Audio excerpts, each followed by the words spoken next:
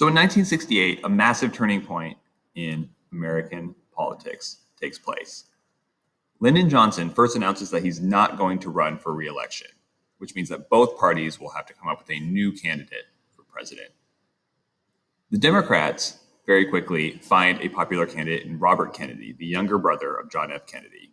So not only is he popular as the younger brother of a very popular president, but he is also young and he's appealing to young people. He's appealing particularly to civil rights leaders for both African Americans and Latino farm workers. He appeals to union workers. He appeals to the common person. He's very much the Bernie Sanders of his time.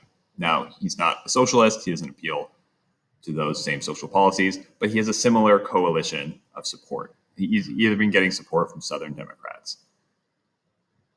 This is important because the Democratic Party is very split on ending the Vietnam War. So the younger generation, younger half of the party, advocates for ending the war because they're the ones who were getting drafted and sent over there. Whereas conservatives and even some older Democrats are supporting the war. Now, in the middle of the summer, on the way to receiving the nomination, Robert Kennedy is assassinated in California. And so suddenly the Democrats are left without a candidate. In the meantime, the Southern strategy that we described in the last slide by Lee Atwater is gaining momentum, and Republicans are gaining ground in those Southern states. And Richard Nixon, their candidate, is looking more and more popular.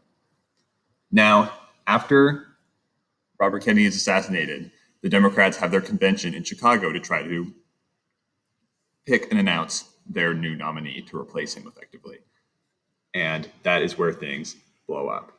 Tons of young people show up to Chicago and have these massive protests against the Vietnam War because they feel that the Democratic Party is going to choose a candidate that is pro-war. And those demonstrations quickly turn violent at the hands of the Chicago police. So you have the entire country watching news footage night after night of this convention that's trying to take place.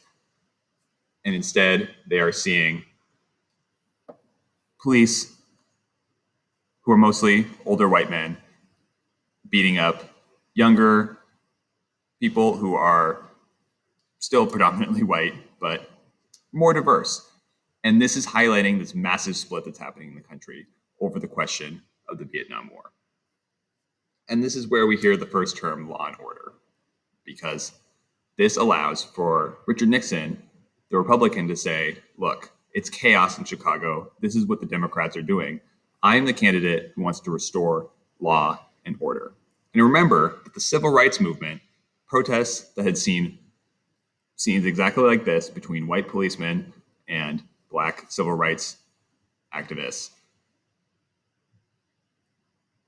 was looking unfavorably, particularly amongst the white majority.